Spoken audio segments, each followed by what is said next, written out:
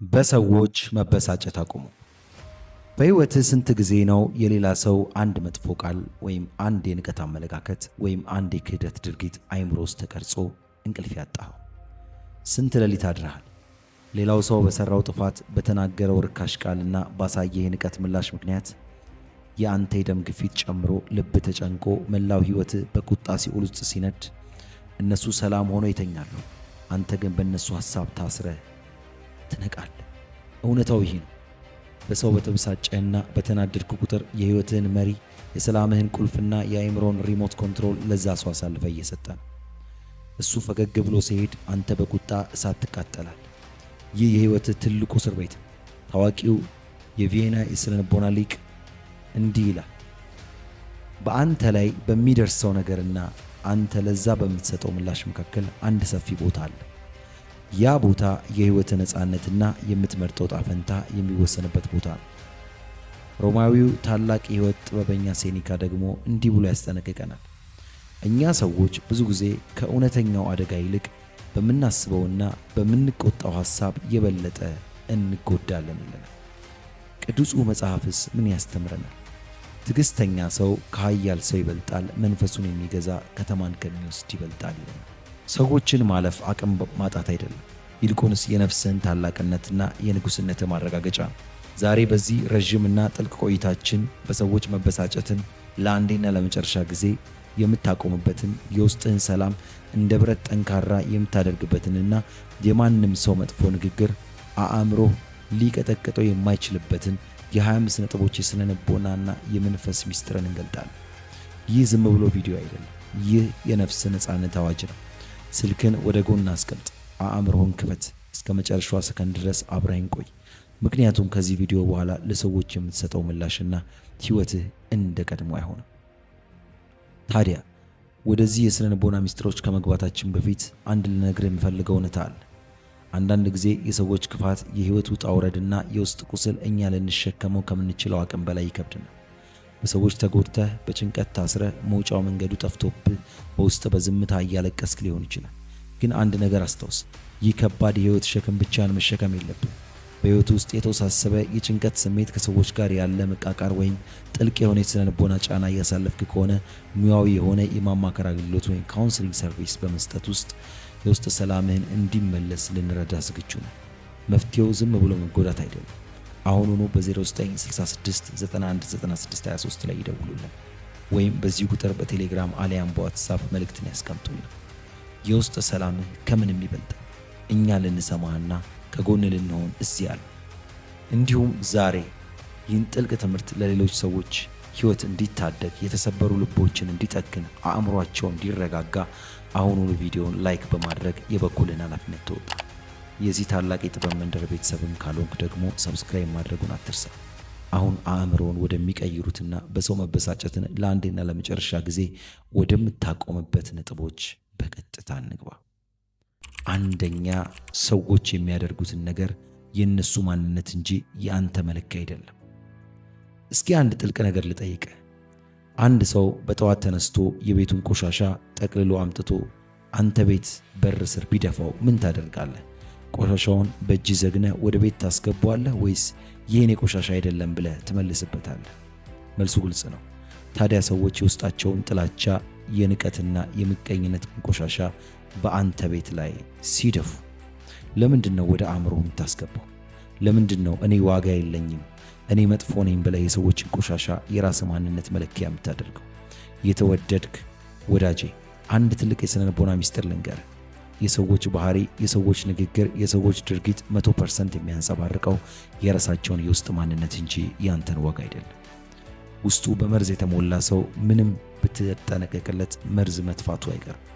ውስጡ በፍቅርና በሰላም የተሞላ ሰው ደግሞ መጥፎ ነገር ብታደርግበት እንኳን መልሱ ፍቅር ብቻ ነው። ስለዚህ አንድ ሰው ሲሰድብህ ወይም ሲያዋርድህ የአንተን ጉድለት እያየ አይደለም፣ ይልቁንስ የዚያን ሰው የውስጥ ሲቃይ፣ ያላደገ ስለ ልቦና አሳዛኝ ማንነት እያየህ ዘንለት። የሰዎችን ስለ ልቦና ቆሻሻ አትሸከም። አንተ ውድ ነህ።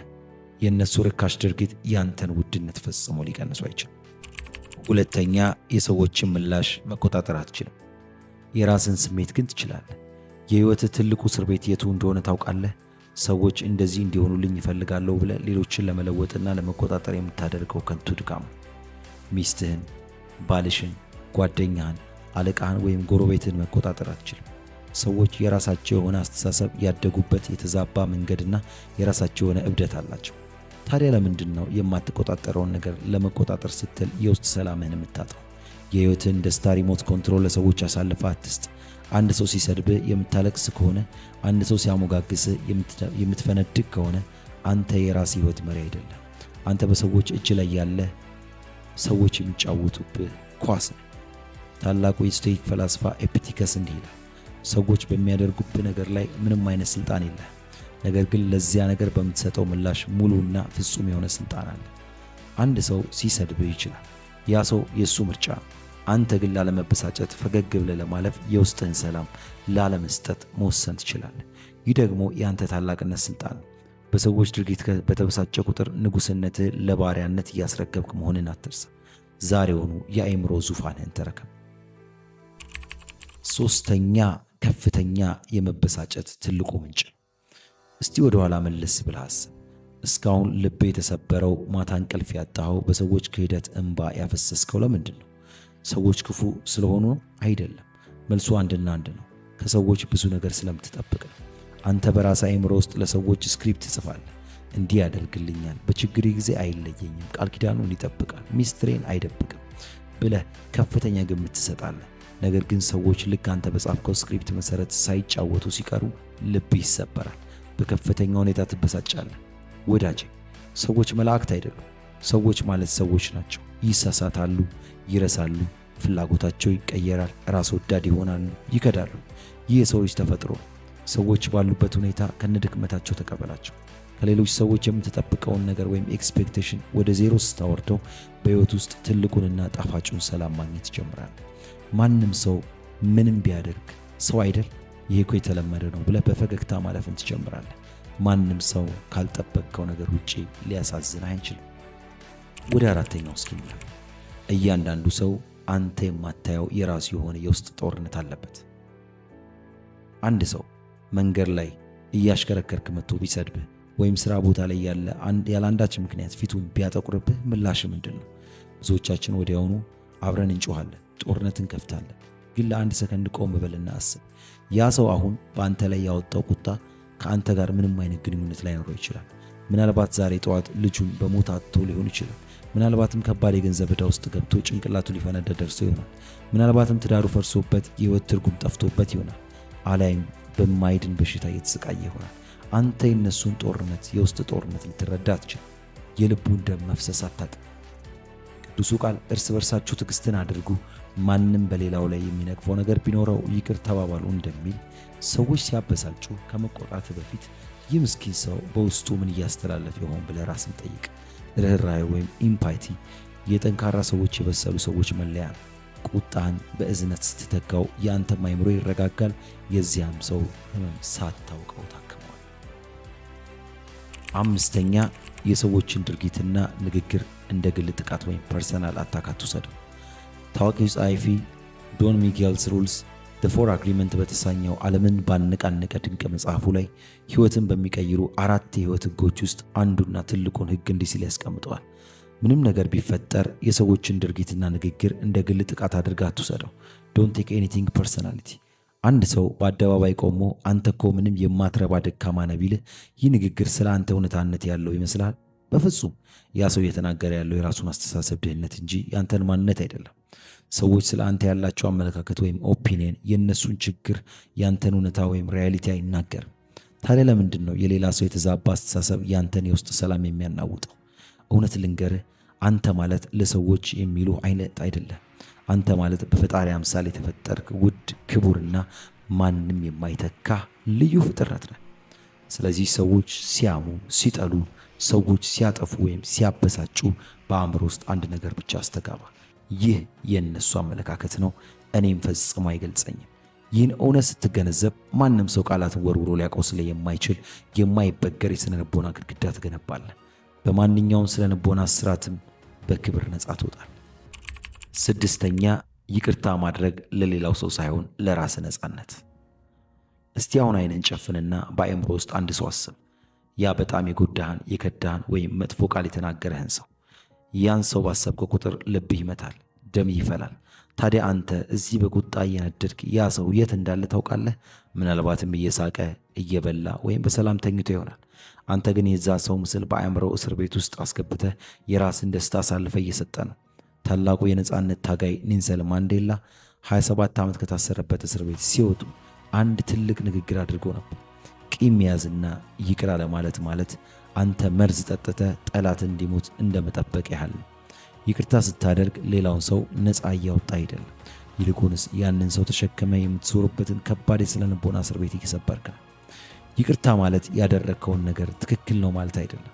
ይቅርታ ማለት ከዚህ በኋላ የኔ አእምሮ የመረበሽ ስልጣን የለህም ብሎ ማወጅ ነው። ዛሬውኑ ይቅር በል። ሰዎች ስለሚገባቸው ላይሆን ይችላል፣ አንተ ግን ሰላም ስለሚገባ። ሰባተኛ፣ ሰዎች ሲሰጡ የሚችሉትን ያህል ብቻ ነው። አንድ በረሃብ የሞተ እና ምንም ሳንቲም የሌለው ለማኝ መንገድ ላይ ምንም ነገር ሊሰጥ አይችልም። በሕይወትህም ቢሆን እንደዚሁ ነው። ሰዎች ስሜታዊ ብስለት፣ የውስጥ ሰላምና ንጹሕ ፍቅር ከሌላቸው ከአንተ የጠበቅከውን አክብሮትና ፍቅር ሊሰጡ አይችሉም። ውሃ ከሌለው የደረቅ ጉድጓድ ውስጥ ውሃ ለመቅዳት እንደመሞከር ነው። ብዙ ጊዜ የምንበሳጨው በውስጡ ፍቅር የሌለው ሰው ለምን አልወደድከኝም ስንለው ነው። አክብሮት ምን እንደሆነ የማያውቀውን ሰው ለምን አላከበርከኝም ብለን ስንጠይቅ ነው። ሰዎች ሊሰጡት የሚችሉ በውስጣቸው ያለውን ነገር ብቻ ነው። በውስጡ ክፋትን የተሞላ ሰው ክፋትን ይሰጣል። ስለዚህ መጥፎ ነገር ሲያደርጉብህ አትበሳጭ። ይልቁንም ምስኪን በውስጡ ያለው ይህ ብቻ ነው ብለህ እዘንላቸው። የሌላቸውን ነገር እንዲሰጡህም አትጠብቅ። ስምንተኛ፣ ጊዜንና ጉልበትህን የማይረቡ ግጭቶች ላይ አታባክን። በሕይወት ውስጥ ያለህን ጉልበት ወይም ኢነርጂ፣ ጊዜ በጣም ውድ ሀብት ነው። ነገር ግን አንድ ሰው መንገድ ላይ ሲሰድብህ፣ መኪና አቁማ ስትጣላ፣ አንድ ሰው ስለ አንተ መጥፎ ስላወራ ያንን ለማስተባበል ስትሯሯጥ ያንን ውድና ሀብት እያባከንከው ነው። ታላቁ የብሪታንያ ጠቅላይ ሚኒስትር የነበረው ዊንስተን ቸርችልስ እንዲህ የሚል ድንቅ አባባል አለው። በመንገድ ላይ ለሚጮህ ውሻ ሁሉ ቆመህ ድንጋይ የምትወረውር ከሆነ መድረሻ ላይ መድረስ ባለብህ ጊዜ ፈጽሞ አትደርስ። እያንዳንዱ ለአንተ የሚሰነዘር ቃል ምላስን እንድትሰጥበት አይጠየቅም። ዝቅተኛ አስተሳሰብ ካላቸው ሰዎች ጋር ክርክር ውስጥ መግባት ማለት በጭቃ ውስጥ ከሚንከባለል አሳማ ጋር እንደመታገል ነው። አንተም ትቆሽሻለህ፣ አሳማው ግን ጭቃውን ስለሚወደው ይደሰታል። የማይረቡ ግጭቶችን ለፍ፣ ራስን ከፍ አድርግ፣ የውስጥ ሰላምን ከማንም በላይ አስቀድም። ጉልበትን ለታላቅ ህልም እንጂ ለትንንሽ ሰዎች አታባክን። ዘጠነኛ፣ ዝምታ ትልቁ የስነ ልቦና የበላይነት ጥበብ ነው። በሕይወትህ ከተማርካቸው ውሸቶች ትልቁ አንድ ሰው ሲሰድብህ ዝም ካልከው ፈሪ ነህ የሚለው ነው። እውነታው ግን ተቃራኒ ነው። አንድ ሰው ሲያዋርድህና ሲጮህብህ፣ ሲያበሳጭህ ሲሞክር ትልቁና ኃይለኛው አስፈራዊ ምላሽ ዝምታ ነው። አንድ ሰው ሲሰድብህ ከአንተ የሚጠብቀው ምላሽ እንድትጮህ፣ እንድትበሳጭ፣ ልክ እንደሱ እንድታብድ ይፈልጋል። ነገር ግን ምንም ነገር ሳትናገር፣ ፊት ላይ ምንም አይነት የቁጣ ስሜት ሳታሳይ፣ አይን አይኑን እያየህ በዝምታ ስታልፈው የዛን ሰው አእምሮ ታጠፈዋለህ። ዝም ስትል ለተናጋሪው የሚተነፍሰው አየርን ታሳጠዋለህ። በስነ ልቦናዊ ጦርነት ውስጥ ዝምታ ማለት አንተ ለኔ ምላሽ የምሰጥ ደረጃ ላይ አይደለም ብሎ እንደማወጅ ነው። ዝምታ ድካም ወይም ደካማነት አይደለም። ዝምታ የነገስታት የጥንካሬያቸው መገለጫ ነው። አስረኛ፣ መጽሐፍ ቅዱስ ስለ ቁጣና ስለ መረጋጋት የሚያስተምረንን ጥልቅ ጥበብ ነኝ። ይህን ሁሉ ስነ ልቦናዊ እውነት ከሺህ ዓመታት በፊት ቅዱሱ መጽሐፍ በግልጽና በሚገርም ጥልቅ ነገር አስተምሮናል። ሰዎች ሲያበሳጭሁና አእምሮ በቁጣ ሲናወጥ እነዚህን ሁለት ታላላቅ ጥበቦች አስተውል። ለስላሳ መልሶች ቁጣን ትመልሳለች፣ ክፉ ቃል ግን ቁጣን ታነሳሳለች እንደሚል እሳት በእሳት አይጠፋም። እሳት የሚጠፋው በውሃ ነው። አንድ ሰው በቁጣ እሳት ሲመጣብህ አንተ በቁጣ ከመለስክለት ቤቱ ይነዳል። ነገር ግን በመረጋጋትና በለሰለሰ ቃል ስትመልስለት ያንን ሰው የራሱ ሕሊና ያወቅሰዋል። ሌላም ቃል ክፉን በበጎ አሸንፍ እንጂ በክፉ አትሸነፍ ይላል። አንድ ሰው ክፉ ስላደረገብህ አንተም ክፉ ከሆንክ በክፋት ተሸነፍክ ማለት ነው። የአንተ ልዕልና የሚረጋገጠው ክፉን ሰው በጥሩነት በይቅርታና በሰላም ማሸነፍ ስትችል ብቻ ነው። የተወደድክ ወዳጄ፣ እስከዚህ ድረስ አብረኸኝ ከቆየህ አንተ ለውጥ የምትፈልግ ጠንካራ ሰው ነህ ማለት ነው። አሁን ደግሞ የሰዎችን መጥፎ ባህሪ እንዴት ወደ ራስ ጥንካሬ እንደምትቀይረውና ያሉትን ነጥቦች በደንብ አድርገን እንመለከታለን። 11ኛ፣ የሰዎችን ስህተት ማረም የአንተ ኃላፊነት አይደለም። ብዙዎቻችን በሰዎች የምንበሳጨው ሰዎች የተሳሳተ ነገር ሲያደርጉ ወይም የተዛባ ሐሳብ ሲያራምዱ ለምን እንዲያደረክ ብለን ልናስተምራቸው እንሞክራለን። ነገር ግን አንድ እውነታ ልንገርህ፣ አንተ የዓለም አራሚ ወይም ኮሬክተር አይደለም። የሰዎችን አመለካከት ድንቁርና ወይም የሰዎችን እብሪት ለማስተካከል መሞከር ባህርን በማንኪያ መቅዘፍ እንደማለት ነው። አንዳንድ ሰዎች በስህተታቸው ውስጥ መኖርን ይወዳሉ። አይናቸው ታውሯል። አንተ ብርሃን ብታመጣላቸውም አይቀበሉም። ታዲያ ታላቁ ፈላስፋ ካርል ጁንግ እንዲህ ብሏል፣ ማሰብ ከባድ ሥራ ነው። ለዚህም ነው አብዛኛው ሰው ከመረዳት ይልቅ መፍረድን የሚመርጠው። አንድ ሰው መጥፎ ስነ ምግባር ካለው ያ የሱ ምርጫና የሱ ሕይወት ነው። ሌላውን ሰው ለመለወጥ የምታደርገው ትግል ጉልበትን ያሟጥጠዋል፣ ሰላምህን ያሳጣል። ሰዎችን እንደ አቅማቸውና እንደ ማስተዋላቸው መጠን ትተዋቸዋለህ። ትልቁ ጥበብ ሰዎችን ለማስተካከል ከመሞከር በላይ ራስን ከነሱ ማራቅ ነው። 12ኛ የራስን ውስጣዊ ሰላም ከማንኛውም ነገር በላይ አስቀድም። ፕሮቴክት ዮር ፒስ። እስቲ ይናስብ። አንድ ሌባ ማታ መጥቶ የቤትን በር ሰብሮ ንብረትን ሲዘርፍ ዝም ብለህ ታየዋለህ? ጮኸ ጎረቤት አትጠራም? በያዝከው ነገር አትመተውም? በእርግጠኝነት ንብረትን ለማስመለስ እነዚህ ነገሮች ሁሉ ታደርጋለህ። ታዲያ ለምንድን ነው ሰዎች በቃላቸው በንቀታቸውና በሚያወሩት አሉባልታ የውስጥ ሰላምን ሲሰርቁ ዝም ብለህ የምታያቸው? ሰላምህ እኮ ከማንኛውም ቁሳቁስ በላይ እጅግ ውድ የሆነ ሀብት ነው። አንድ ሰው ወደ ህይወት መጥቶ ጭንቀት፣ ቁጣ፣ መረበሽ የሚያመጣ ከሆነ ያንን ሰው ከህይወት ለማስወጣት አንድ ሰከንድ እንኳን ማሰብ የለብህ።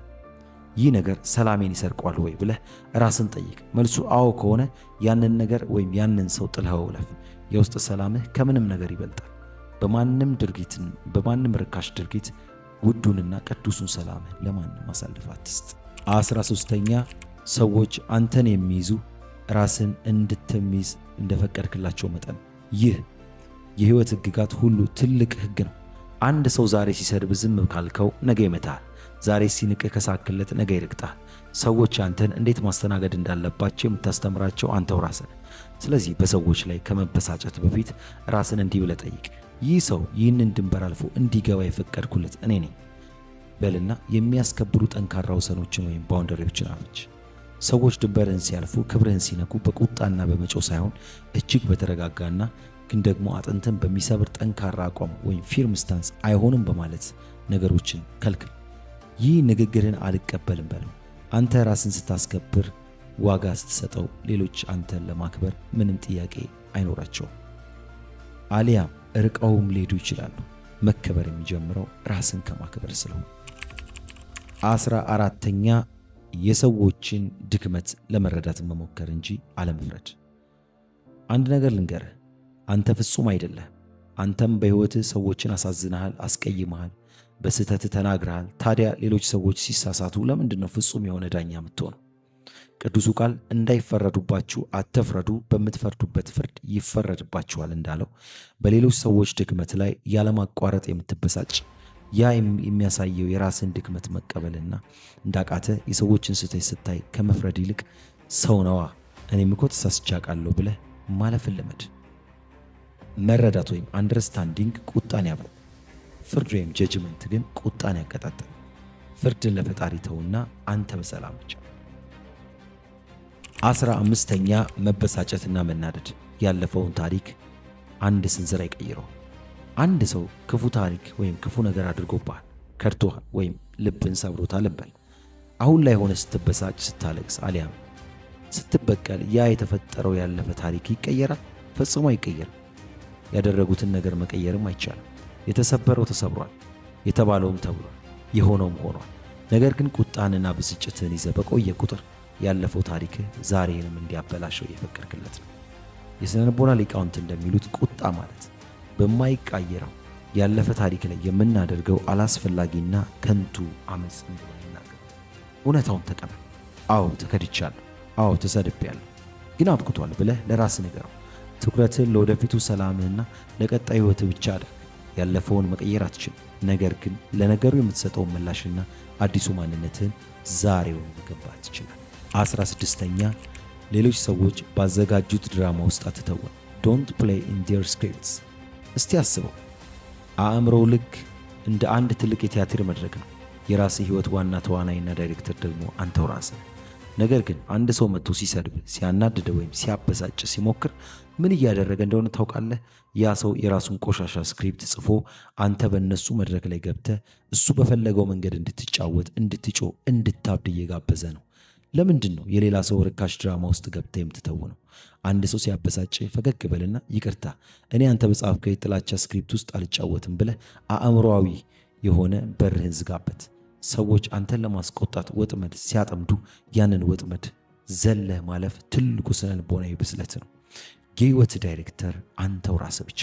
17ኛ ርህራሄ ወይም ኢምፓቲ። የበሳል አእምሮና የነፃነት ቁልፍ። በዓለማችን ላይ ካሉ ታላላቅ የሥነ ልቦና ፈላስፋዎች መካከል አንዱ የሆነው ፕላቶ ከዘመናት በፊት አንድ የማይሞት የህይወት እውነታ ተናግሮ ነበር። በመንገድ ላይ የምታገኛቸው ሰዎች በሙሉ በደግነት አስተናግዳቸው፣ ምክንያቱም እያንዳንዱ ሰው አንተ የማታውቀውን እጅግ ከባድ የህይወት ውጊያ እየተዋጋ ነውና። አንድ ሰው ሲሾፍብህ ወይም ክፉ ሲሆንብህ ምናልባትም በህይወት ውስጥ የማይሸከመው ጭንቀት፣ የተሰበረ ህልም ወይም የቆየ ቁስል ስላለው ሊሆን ይችላል። ቁጣን በቁጣ ከመመለስ በፊት ይህ ሰው በውስጡ ምን ያህል ቢሰቃይ ነው ይህንን ያህል መርዝ የሚተፋው ብለህ እዘንለት።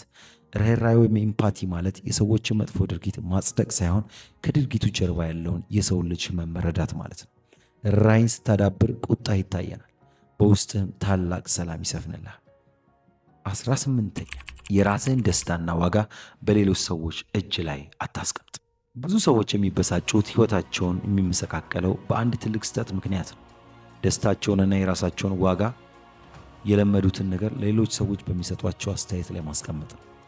ሰዎች ሲያሞጋግሱና አንተ ጀግና ነህ ሲሉ ወደ ሰማይ የምትወጣ ከሆነ፣ እንደዚሁም ደግሞ ሰዎች ተመልሰው አንተ ደካማ ነህ ሲሉ መሬት ላይ የምትላተም ከሆነ ደስታ በአንተ እጅ አይደለም። ደስታ በሰዎች ሙገሳ ላይ ከተመሰረተ ህመምህም በሰዎች ስድብ ላይ መውደቁ አይቀርም።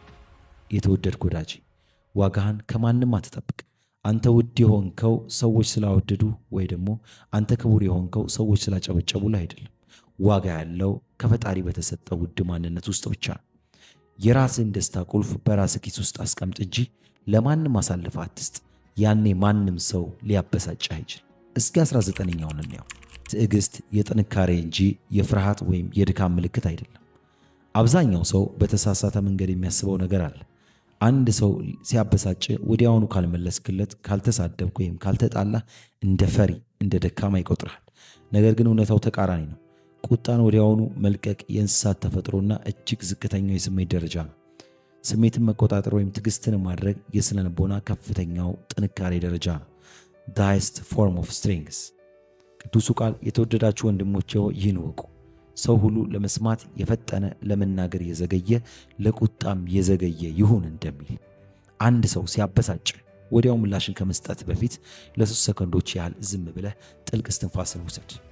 በእነዚህ 3 ሰከንዶች ውስጥ አእምሮን ከስሜታዊነት ወደ ምክንያታዊነት መሻገር ይጀምራል። ትዕግስትህ አቅም ማጣት አይደለም። ትዕግስትህ ማዕበልን የሚያስቆም ታላቅ ኃይል። 20ኛ ሰላሜ ይበልጥብኛል በማለት ከማይረቡ ክርክሮች ራስን አግል። በሕይወትህ ሁልጊዜ ማሸነፍ፣ ሁልጊዜ ትክክል መሆን፣ ሁልጊዜ ሐሳብን ለማሳመን መሞከር የለብህም። አንዳንዴ በክርክር ውስጥ ትልቅ ትክክል ነህ ብለህ ማሳመን ከምትችለው በላይ ሰላምተኛ ሆነ መውጣት ጠቃሚ ነው። አንድ ሰው በማይረባ ነገር ሲከራከር ሲመጣ አሊያም ስህተትን ፈልጎ ሊያበሳጭ ሲሞክር ፈገግ በልና አዎ ልክ ነህ ብለህ ተወው። ልክ ነህ ስትለው የክርክሩን በር ዘጋው ማለት ነው። እመነኝ፣ በማንኛውም ጊዜ ትክክል ከመሆን ሰላማዊ መሆን በጣም ትልቅ ምርጫ ነው። ሁልጊዜ ሰላምህን ምርጥ። የሰዎች ኢጎ አሸንፎ የራስን ሰላም ከማጣት የራስን ሰላም አጥብቆ ለሰዎች መሸነፍ ትልቁ አሸናፊነት ነው። ሰላምህ ከማንኛውም ክርክር በላይ ይበልጥብሃልና ነው። 21ኛ መርዛማ ሰዎችን ወይም ቶክሲክ ሰዎችን በሰላም ከህይወት አርቃቸው። በህይወት ውስጥ አንዳንድ ሰዎች አሉ። ምንም ያህል ብትወዳቸው፣ ምንም ያህል መልካም ብታደርግላቸው ከነሱ የምታገኘው ሁልጊዜ ጭንቀት፣ ንቀትና መረበሽ ብቻ ነው። እነዚህ ሰዎች የህይወት መርዛማ ሰዎች ወይም ቶክሲክ ፒፕሎች ናቸው። ሁሉንም ሰው በህይወት ማቆየት የለብህም። ማንም ሰው ከእርሶ ጋር ለመኖር አልተገደድም። አንተም የማንንም ቆሻሻ ተሸክመ ለመኖር አልተወለድክም። መርዛማ ሰዎች ከህይወት ስታርቅ፣ ስትጣላ ወይም ሳትሳደብ በሰላም ወይም በስልጣኔ በሩን ስዘጋባቸው ያኔ ሰላምን ታገኛለህ። ህይወት አጭር ናት። ጊዜን ከሚወዱ ከሚያከብሩ፣ አዎንታዊ ጉልበትን ከሚሰጡ ሰዎች ጋር ብቻ አሳልፍ። ሰላምህን ከሚሰርቁ ሰዎች መራቅ ራስን መውደድ ወይም ሰልፍ ኬር እንጂ ክፋት አይደለም።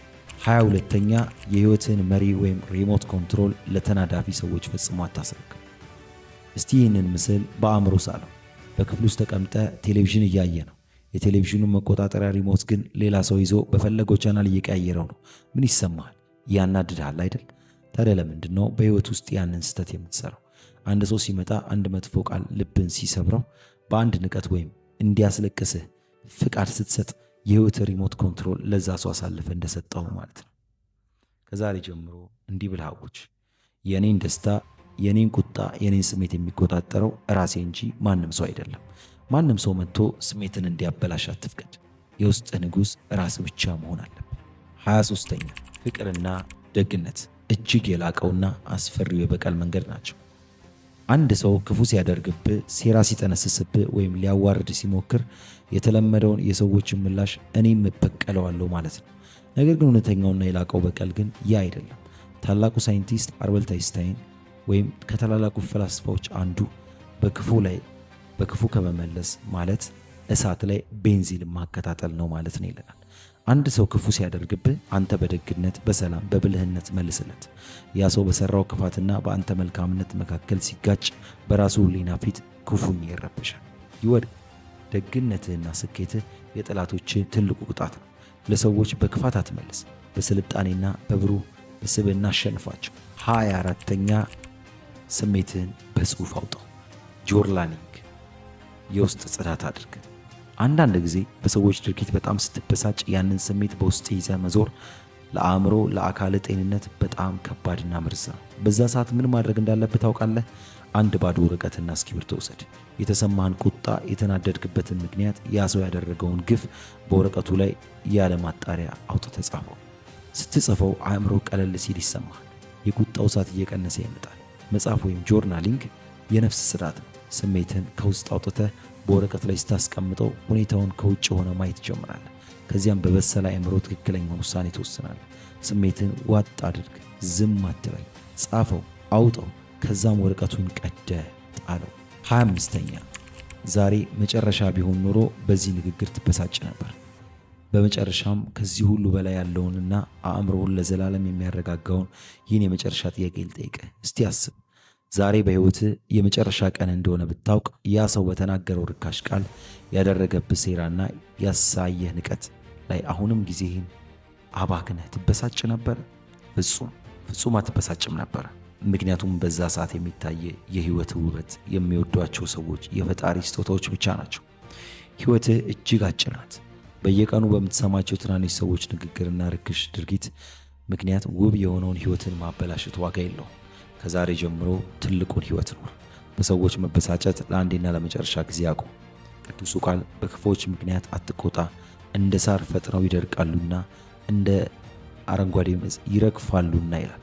እነሱ ያልፋሉ፣ የአንተ ሰላም ግን ለዘላለም ይኖራል። የተወደድክና የተከበርክ ወዳጅ፣ እስቲ ያስብበት። እስከ ዛሬ በሰዎች ንግግር፣ በንቀት፣ በክህደት እና በማይረቡ ግጭቶች መካከል ስንት ጊዜ ሰላምን አጥተሃል? ስንት ሌሊት እንቅልፍህን አጥተህ አርፍደሃል? ነገር ግን ከዛሬ ጀምሮ፣ ከዚህ ሰዓት ጀምሮ አዲስ ታሪክ ትጽፋለህ። ሰዎች የሚሉት የሚያደርጉት ወይም የሚያወሩት ነገር የእነሱ ድክመት እንጂ ያንተ ዋጋ አይደለም።